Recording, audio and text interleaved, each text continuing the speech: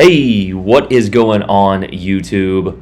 Aaron here. We are back, ladies and gentlemen. I hope you guys are having a fantastic day here, guys. We have our first look video for you guys here today. The Production is the newest legendary tier campaign to come to World of Warships Legends. And guys, this thing is an absolute bruiser. Let's go ahead and go over our modifications here. Aiming system mod 1, propulsion in slot 2, concealment in slot 3, and as you guys can see there, legendary reload in slot 4. You may be wondering why I'm not running any sort of secondary modifications, and well, this ship is a mid to long range sniper with some of the most accurate battleship guns in the game. We'll talk about that in a second here. Let's go over our consumables.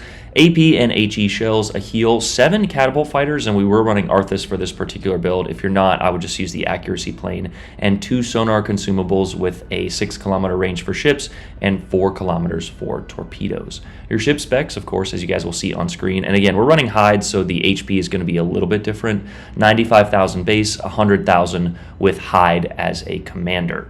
But as you guys can see, the artillery listed at 100 here is the main reason you're going to want to get this ship. 4x2 457 millimeter guns here with a 19.1 kilometer firing range and a 21.6 reload. The 180 turn time is pretty good as well. Your HE shell has a max damage of 4550 there with a 45% fire chance, and an AP shell max damage of 15,250. The build that we were running, and I'll show you guys in a second here, was a mixed accuracy, reload, and secondary build. You're probably just going to want to focus on either DPM, damage, or accuracy for this ship. Your secondaries are 6 kilometers base, so you won't get much out of them. AA defense is 94 there. It's actually pretty decent. Your maneuverability is pretty good as well, 30.9 knot speed there. Your turning circle is pretty bad at 1,000 meters, but your rudder shift is manageable there, so just make sure you're not trying to turn too often, utilizing that office building sized turning circle. Your concealment is actually pretty abysmal at 13.9 as well, so some of the downsides of this ship. Your armor is actually pretty good, a 32 millimeter bow and stern there, but it has a 60 millimeter nose and I think a 120 plate or a 90 plate there, which can basically deflect Yamato shells when angled appropriately. Bow tanking, after you saturate the superstructure, this ship will be very hard to damage. Now, of course, you do have to turn broadside or somewhat angled to get your back turrets on target. But as you guys can see, this ship is very chunky with a turtle back and a close to, if not below, the waterline citadel. I think it's right at the waterline there. But with that turtle back, especially inside 10 kilometers, you are not going to be getting citadeled. So a very chunky target with a lot of HP. If you can put this ship in the right spot, you will be impacting the game, at least according to Wargaming's spreadsheet, in a significant way. However, we know with the GK that it doesn't always quite work like that. Moving on over to our commander, though, we did decide to run Mr. Henry J. Hyde with his main base trait there, giving us that extra HP. We went with Flammable Cannoneer. I'm probably going to change this second perk to Alidad, but I wanted to try this mixed build here with Porcupine, but honestly, it was wasted in a majority of our games. We are running Marksmanship there for the increased dispersion, as well as Properly Meticulous, and again, I probably want to switch that to the first trait there to get us those extra heals. Fight Fire with Fire is the legendary perk. We were running Arthas with this, and then Von Hipper. Like I said, this is not the most ideal build. You're really just going to want to focus on the guns and pumping out the DPM with a 20-second reload on 457s. You can overmatch 30 millimeters worth of armor. So you combine that with the rate of fire, and yeah, this ship is going to be something to pay attention to. Now again, with how large the superstructure is and because you have to turn somewhat broadside to get your guns on target, you will find yourself getting chunked rather easily, but such is life with German battleships. But without further ado, we have our first look gameplay here. Sit back, relax, and enjoy. Now, I'm going to be honest with you guys, I didn't get the most favorable games this morning. I got the classic update day experience, and honestly, it was quite hilarious just seeing the absolute absurdity that I witnessed this morning. But regardless of that, I think this ship is certainly going to be a lot of fun. In the right hands, it can be pretty dangerous, as with most legendary tier battleships. Of course, if you see people sailing broadside to you, yes, this ship is going to look really strong. But if you can angle against it, I feel like the AP performance honestly was a touch lackluster in my opinion. Bounces, shatters. It didn't feel like the guns were 457, but they were fairly accurate. And again, on broadside targets, as you guys will see here momentarily, their performance is pretty good. One thing you definitely want to take note of, as you can see I'm already sort of turning out to get into this defensive position here, is your concealment. I think it is the worst, or at least tied for the worst amongst battleships at the tier. 14 kilometers base with concealment module and a camo is pretty terrible. But here's our first paid actor of the day. Also me, as I pop Arthas here, thinking it was my spotter plane. But yeah, there was a pretty good little hit there for 30,000 with only 3 shells hitting. And that's sort of what I mean about the AP performance. Now, of course, that's RNG.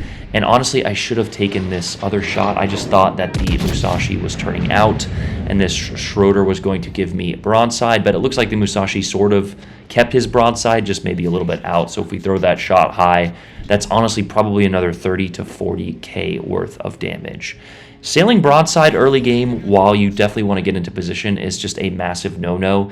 And with the turning circle of the ship, just make sure you are able to get into this defensive position right here. Now, even in this position, you are going to take massive chunks, as you guys will find out. But as opposed to sailing flat broadside, you are going to be in much better position. Also, something to note is this ship goes about 20 knots in reverse, which is nothing to write home about, but it is definitely not as slow as some other battleships. And honestly, you basically have Vermont going in the forward direction there. So it's going to lend pretty good to this defensive position that we preach for most of our battleship play.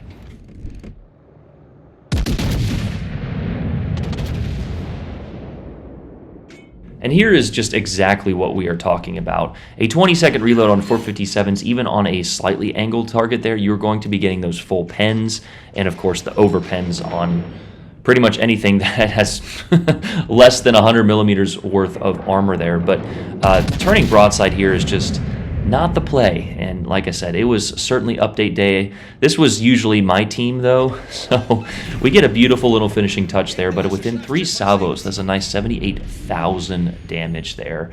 And of course, we whiffed the earlier salvo, deciding to shoot at that Schroeder. But right on cue, we mention and sort of ping the location of those ships there, and they come right around the corner. The Schroeder trying to do the classic German secondary brawl push here, and while it works in some regards, you don't want to YOLO into 4 ships, which is basically what they did there. But a few pens, a shatter, and a bounce on the broadside there. You're not going to be getting great salvos on bow-in targets, mainly because you only have 8 guns, but even then, these shells are still really accurate. And here is honestly a little bit of a misplaced shot for me. I was trying to get the bow of this Henry, but he just started to back up. So we do manage a few overpens there, but I probably should have aimed that a touch higher and a little bit further back. But as aforementioned there, in short succession here, we've just hit the 4-minute mark. We have 90,000 damage. So again, if you can get the paid actors and put the ship in the right position, you will certainly rack up the damage. The problem is really, with most games, is going to be your team. I had so many games today of Destroyer players just YOLOing their ship in, and it's just like, brother, do you operate a car? Do you have access to heavy metals? Because we need to make sure that you do not procreate. But anyway, here is a good example of why you should not sail broadside to a Henry with a reload booster. However, I do have a good bit of HP to play with, and I wanted to get the elimination on this Schroeder here.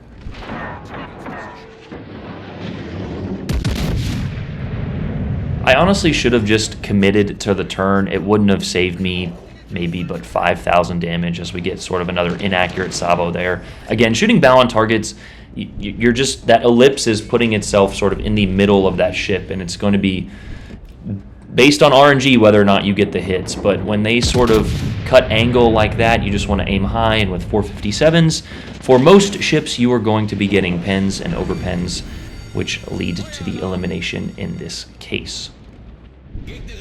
And a huge shout out to our FDG who pushed ahead, and it could be our destroyer who's spotting this Henry from behind, but we have managed just enough of an angle here to clear that island. The FDG actually just takes a shot as well that gets there slightly before ours, but we managed to get the nice little yoink and elimination. I believe we would have got it, but regardless there, that is 125,000 damage and 3 kills in essentially 5.5 minutes there. Now, of course, we are in terrible position to follow up this, but I wanted to draw out those ships over there and secure our flank, and we did though. Also, GG's to our team for doing their job. For the most part here, I wouldn't have taken the path that the Shima did, but as you can see now, he got the Bravo cap and is in great position, so this victory is all but assured. I just want to make sure I get myself the nice little high caliber and Kraken medal. We were very close in this game, but we just managed to miss out on it for probably arguably our best game in this ship so far. We're going to go ahead and cut ahead to this reposition here as we just miss out on that Vermont. But you can imagine that if this game was potentially a little bit more balanced, how much damage potential we could have in this thing. Now, before everyone runs to the comments and says, oh my god, this thing is OP, why would Wargaming do this? There's going to be noobs with legendary tier ships. Guys, there are already noobs with legendary tier ships. Simply play legendary tier and you will find out very quickly that adding this ship as a campaign isn't going to change much. There might be 1 or 2 more players that just waste 95,000 HP in the first 5 minutes. With that being said, though, I would honestly rather have the Ohio, the Montana, the Colombo, and arguably the Loria. Like I said, this thing is certainly fun. The damage output with the reload is pretty insane. But I just feel, and again, I need to try different builds, but I just feel like it could be better. I don't know. And again, these were the games I experienced this morning. I think I played 6 games, and 5 of them were all over in 8 minutes. So we need to get a true reference point for this ship before giving it the Aaron certified cracked. Now again, I think this ship is good. I just, you know, it's really going to rely on how you can position yourself and what the enemy does. I'm sure PG's going to get like 275 his first day because 5 idiots are going to sail broadside to him. But such is life in Legends. You take advantages of the opportunities that you have.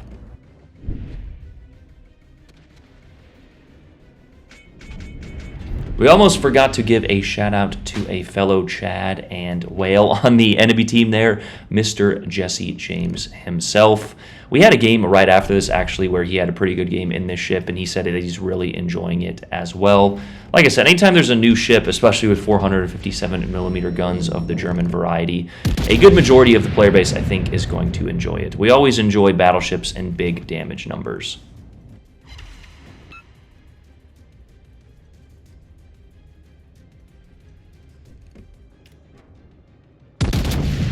As this game comes to a close, though, I want you guys to go into the comments down below and let me know. Are you excited for this ship? Are you uninterested in the game? As I have been mainly for the last...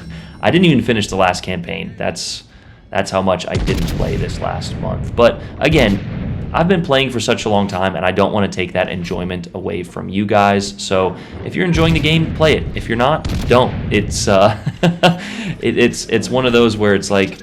You know, sometimes people are so happy to tell them that it's like, oh, I don't play this game anymore. It's like, okay, thanks for asking. I'm trying to, you know, sir, this is a Wendy's. But anyway, here we get a nice little finishing touch on Mr. James to get ourselves, like I mentioned, the high caliber and our 4th kill.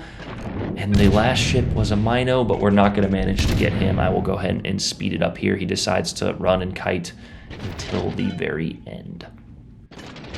But there we have it, ladies and gentlemen. A moderate first look video there. 4 kills, 170,000 damage. Nothing to write home about, but again, I had 4 or 5 games this morning.